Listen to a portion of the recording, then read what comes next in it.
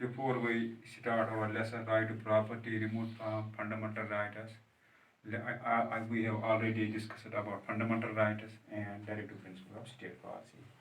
As already told, fundamental rights, the rights which are considered the basic and most essential for the development of life of individuals in a society and are declared in the constitution. वो rights जो एक society में ज़रूरी होते हैं, most essential होते हैं और बुनियादी होते हैं, बुनियादी और ज़रूरी होती हैं किसके लिए, development of individuals in society, individual होते हैं सोसाइटी में उनकी डेवलपमेंट के लिए, and declared in the constitution में उनमें दर्ज होते हैं, आर कॉल्ड फंडामेंटल, उनको फंडामेंटल राइट्स कहा जाता है। या ये भी कह सकते हैं rights are those conditions of life which are recognized by the society, इसको society recognize and enforced by the state, और स्टेट ने इनको enforce किया है, enforced by the state as they are essential for the development of one's person। ये एक person में, एक इंसान की पर्सनैलिटी के लिए ये जो राइट्स होते हैं ये ज़रूरी हो जाते हैं। तो फंडामेंटल राइट्स के बाद हमने क्या पढ़ा, हमने पढ़ा था directive principle of state policy. तो जो फ्रेमर्स ऑफ द कॉन्स्टिट्यूशन जो थे उन्होंने जब इनको मरतब किया तो उस वक्त उन्होंने ये देखा कि जो ये हमारा जो मुल्क है, मुल्क जो इसके जो सोर्सेस वो लिमिटेड थे, और जो उन्होंने रिसेंटली जो आज़ादी हासिल की थी तो उन्होंने सोचा कि हम कुछ गाइडलाइंस देंगे। तो गाइडलाइंस के हिसाब से तो उन्हें किया, the framework there include certain guidelines providing positive economic justice in part fourth of the Indian constitution are called, यानी पार्ट फोर्थ जो इंडियन कॉन्स्टिट्यूशन में directive principle of state policy. तो उन्हें बोला कि हम कुछ गाइडलाइंस देंगे। गाइडलाइंस में क्या होगा, पॉजिटिव इकोनॉमिक जस्टिस में होगा, पॉजिटिव इकोनॉमिक जस्टिस के लिए। तो इसीलिए पार्ट फोर्थ जो फंडामेंटल राइट्स के लिए उन्होंने रखा। तो अब टुडे जो हमारा जो टॉपिक है वो है right to property. Right to property जो है उसको किस तरह से रिमूव किया गया फंडामेंटल राइट से, उसको किस तरह रिमूव किया गया। Originally fundamental rights include 7 category. जो हम ऑरिजिनली देखते हैं कि जो फंडामेंटल राइट्स है इनकी कितनी 7 कैटेगरीज है, 7 कैटेगरीज है। But 44th amendment act deleted right to property from part 4 of Indian Constitution entitled fundamental rights।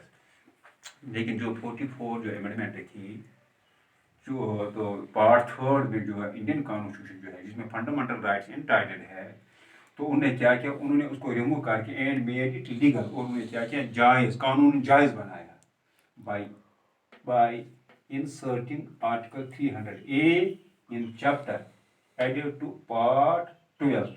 उन्होंने क्या किया, जो 44 अमेंडमेंट है थी उन्होंने क्या किया, जो राइट टू प्रॉपर्टी जो था उसको डिलीट करके जो fundamental rights part 4 of Indian constitution है उसको उन्होंने डिलीट करके क्या किया, इंसर्ट आर्टिकल 300A उन्होंने किया, 300 इंसर्ट उसने किया 300A article in chapter part 12 of Indian constitution. उन्होंने उसको निकाल कर उसमें उसको क्या किया, खारिज करके जो 300 आर्टिकल 300A को उन्होंने इंसर्ट किया इंडियन कानून, मेड के लीगल, कानून जायज़ बनाया। तो फंडामेंटल राइट से निकाल कर उनको कानून जायज़ बनाया। तो क्या कहते हैं, इसको लीगल राइट बनाया, लीगल जायज़, कानून जायज़। Article 19 guarantees to all citizen. जो आर्टिकल 19 जो है वो गारंटी देता है हर एक सिटीजन को द राइट टू एक्वायर होगा, हासिल करना, प्रॉपर्टी को हासिल कर सकता है, होल्ड पकड़ सकता है, रख सकता है, एंड डिस्पोज प्रॉपर्टी, यानी वो प्रॉपर्टी खरीद भी सकता है, रख भी सकता है और बेच भी सकता है। The article 19 deals with this right. The article 19 deals guarantees, आज वो हर एक इंसान को, हर एक सिटीजन को ये राइट देता है कि वो क्या कर सकता है, वो प्रॉपर्टी हासिल भी कर सकता है, प्रॉपर्टी रख भी सकता है और उसको डिस्पोज, फरोख्त भी कर सकता है। इसी तरह आर्टिकल 31 जो है, provided that no person shall be deprived of his property seized by authority. और अथॉरिटी आप जो कानून के हिसाब से एक सिटीजन जो है उसको आर्टिकल 31 जो है प्रोवाइड करता है कि कोई भी सिटीजन को हम महरूम नहीं कर सकते अपने प्रॉपर्टी से, खारिज नहीं कर सकते। Article 31 provided that no person shall be deprived, किसी इंसान को हम अपनी प्रॉपर्टी से खारिज नहीं कर सकते हैं, से बाय अथॉरिटी। अथॉरिटी जो है, कानून की अथॉरिटी जो है कानूनी हिसाब से, कानून की मदद से हम किसी को भी अपनी प्रॉपर्टी से खारिज नहीं कर सकते हैं। This was a disputed right leading to controversy. ये जो राइट ऑफ प्रॉपर्टी जो था, पहले जो 7 फंडामेंटल राइट्स थे, उसके बाद जो ये 7वां फंडामेंटल राइट था, ये जो प्रॉपर्टी, ये जो था राइट ऑफ प्रॉपर्टी, तो ये कंट्रोवर्सी हो गई है, तजाद हो गया था। There was this was a disputed right में डिस्प्यूट हो गया था, लीडिंग टू कंट्रोवर्सी हो गई इस राइट पर। In 1967 in Golaknath case the supreme court declared where the parliament could not amend part 3 of the constitution।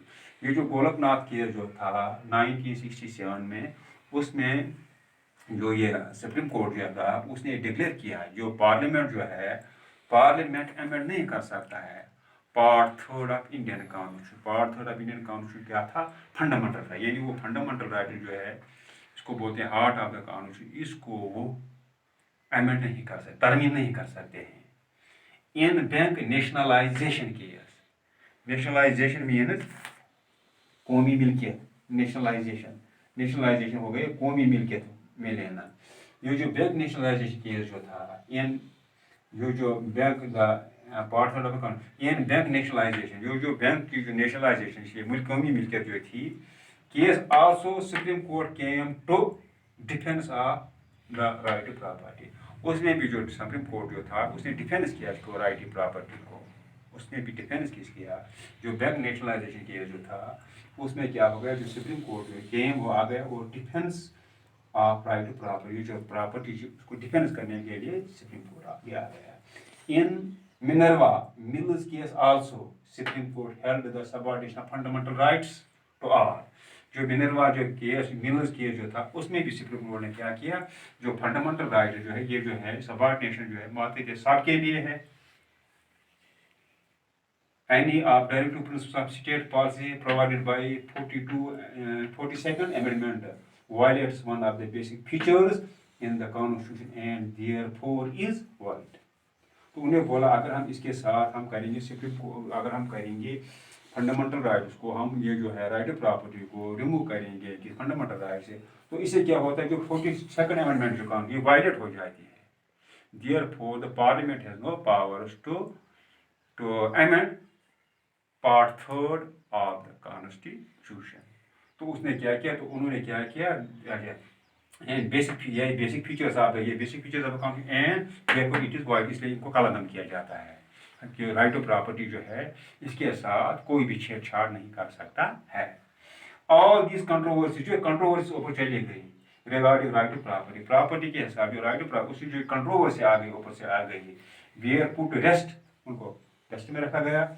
When 44th Amendment, जब 44th Amendment in 1978 deleted right to property from the list of fundamental, जब 1979 में amendment किया, 44th Amendment हो गई, तो उसमें क्या हो गया, तो उन्होंने क्या किया, डिलीट किया किसको, right to property from the list of fundamental. उन्होंने क्या किया, उन्होंने डिलीट किया फंडामेंटल राइट्स को, किसके लिस्ट से, फंडामेंटल राइट्स जो लिस्ट जो था, जो part 3 of the constitution contains two the fundamental rights, तो उन्होंने क्या किया, जब ये ऑल दिस कंट्रोवर्सी की वजह से regarding the right to property जो थी, we are put a test when the 44th Amendment in 1978 deleted the right to property from the list, तो लिस्ट ऑफ फंडामेंटल। तो उन्होंने क्या किया, उन्होंने जो 44th Amendment जो थी, उन्होंने उसको क्या किया, खारिज किया, किसको, ये जो राइट ऑफ प्रॉपर्टी था फंडामेंटल राइट्स में से, उन्होंने इसको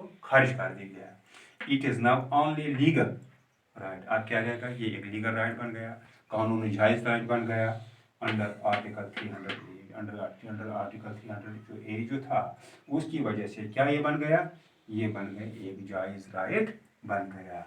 तो फंडामेंटल राइट जो थे, right to property remove from the fundamental, इसीलिए मैंने आपको आज ये था आपका लेसन जो था, तो इसी हिसाब से था कि राइट टू 7 जो फंडामेंटल राइट थे, तो 7 फंडामेंटल राइट में से आखिर जो एक राइट जो था, इसको बोलते हैं राइट टू प्रॉपर्टी। ये इसको किस तरह उन्होंने क्या किया, रिमूव किया राइट फंडामेंटल राइट से, तो मैंने already I have told it के लिए जो फंडामेंटल राइट्स है which contain third part of the Indian Constitution and the directive principles which contain part fourth of the Indian Constitution.